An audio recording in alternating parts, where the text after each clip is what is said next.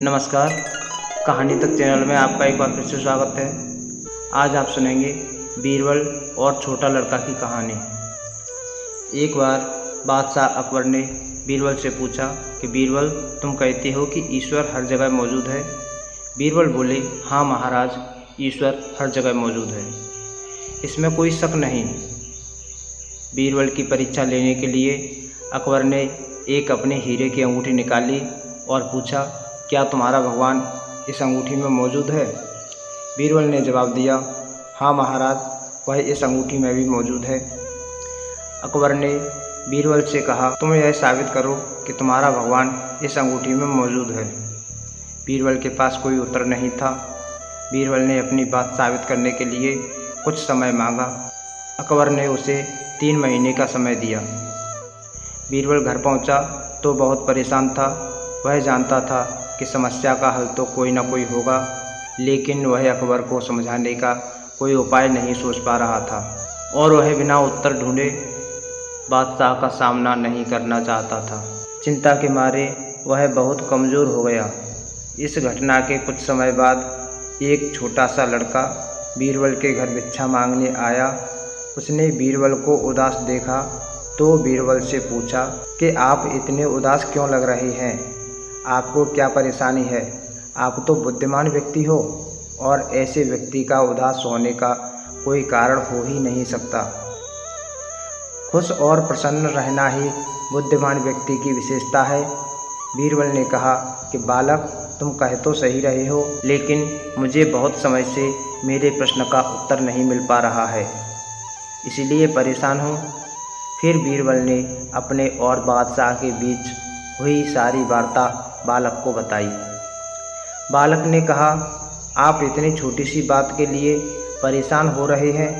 मैं आपको इस बात का जवाब एक पल में ही दे सकता हूँ, लेकिन आप क्या मेरी बादशाह से व्यक्तिगत रूप से बात करवा सकते हो?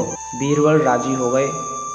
उसे बालक को दरबार में ले जाकर बादशाह से बोले कि महाराज, आपके प्रश्न का उत्तर तो यह छोटा सा बालक भी दे सकता है। अकबर ने उस लड़के की प्रशंसा की और उत्तर सुनाने को व्याकुल हो गए।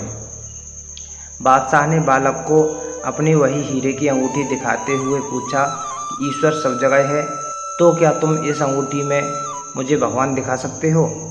लड़के ने जवाब दिया, हाँ जहाँपनाह, मैं 1 मिनट में आपको इस अंगूठी के अंदर भगवान दिखा सकता हूँ, लेकिन मुझे इस समय बहुत प्यास लगी है। मैं आपके प्रश्न का उत्तर 1 गिलास लस्सी पीने के बाद दूंगा। अकबर ने तुरंत 1 गिलास लस्सी लाने के लिए कहा। तुरंत 1 गिलास लस्सी लड़के के सामने पेश की गई। लड़के ने लस्सी पीना शुरू की और बोला, महाराज, मैं मक्खन वाली लस्सी पीता हूँ, लेकिन आपका जो सेवक लस्सी लेकर आया है वह लस्सी मुझे पसंद नहीं आई, क्योंकि इसमें मक्खन तो बिल्कुल भी नहीं निकल रहा है। बादशाह ने कहा, बेटा, इस लस्सी में बहुत सारा मक्खन है। लड़के ने कहा, क्या महाराज आपको पूरा विश्वास है कि इस लस्सी में मक्खन है? यह सुनते ही बालक बोला कि महाराज, अगर आपको विश्वास है इस लस्सी में मक्खन है तो कृपया मुझे मक्खन दिखा दें। बादशाह ज़ोर ज़ोर से हंसे और बोले, अरे तुम इतना भी नहीं जानते कि लस्सी में मक्खन उसे मथने के बाद ही निकलता है, और तुम मुझे यहाँ भगवान को दिखाने आए हो? लड़के ने जवाब दिया कि महाराज, मैं तो आपको आपके प्रश्न का उत्तर दे रहा हूँ। बादशाह उलझन में पड़ गए। लड़के ने कहा, महाराज, इसी तरह भगवान हर जीव जंतु में, हर वस्तु में व्याप्त है, लेकिन उन्हें हम अपनी आँखों से नहीं देख सकते। उन्हें देखने के लिए हमें अपने अंदर की आँखें खोलनी होंगी। हम ईश्वर को महसूस कर सकते हैं और उन्हें अपनी बुद्धिमानी की आँखों से ही देख सकते हैं, लेकिन इससे पहले हमें अपने शरीर के पंच तत्व और वस्तुओं की भक्ति रूपी मथनी से दही की तरह मथकर अलग करना पड़ता है। उस लड़के के उत्तर से बादशाह अकबर बहुत प्रभावित हुए। उन्होंने लड़के से पूछा कि अच्छा, तुम अब यह बताओ कि तुम्हारा भगवान हमेशा करता क्या रहता है? बालक ने कहा, महाराज, यह ईश्वर ही है जो हमारी संवेदनाओं को शक्ति देता है। हमारे दिमाग को समझ देता है। यह उन्हीं की शक्ति है जिससे हम जीते और मरते हैं। मनुष्य सोचता है कि वही कलाकार है और अपनी कलाओं का आनंद लेता है, लेकिन मनुष्य ईश्वर के हाथों की कठपुतली है।